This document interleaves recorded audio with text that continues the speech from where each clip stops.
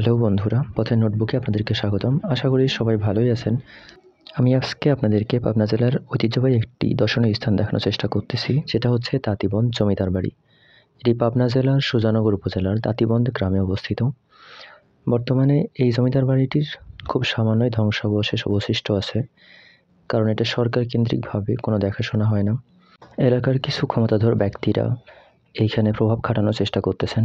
আমি দেখছি যে একটা হ্যাচারি নির্মাণ করা হয়েছে, ওই যে দেখা যাচ্ছে সবুজ রঙের যে টিন ওইটা, প্লাস হচ্ছে এখানে কিছু মানুষ বসতি স্থাপন করছে সেই জমিদার বাড়ির এরিয়ার মধ্যে, কিন্তু সরকার কেন্দ্রিকভাবে কোনো দেখাশোনা হয় না এটাতে।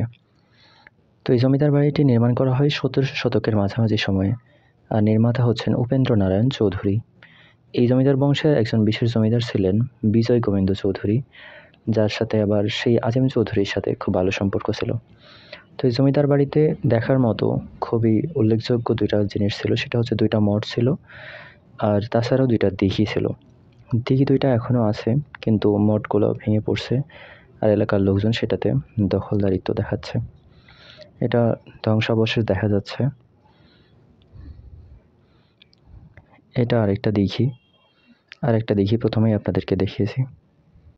দিঘির ওপাশেও জমিদার বাড়িরই অংশ ছিল, যেটা আপনাদেরকে জুম করে দেখানোর চেষ্টা করলাম। এখানে আরও কিছু ধ্বংসাবশেষের স্মৃতিচিহ্ন দেখা যাচ্ছে। ভিডিওটি দেখার জন্য ধন্যবাদ সবাইকে।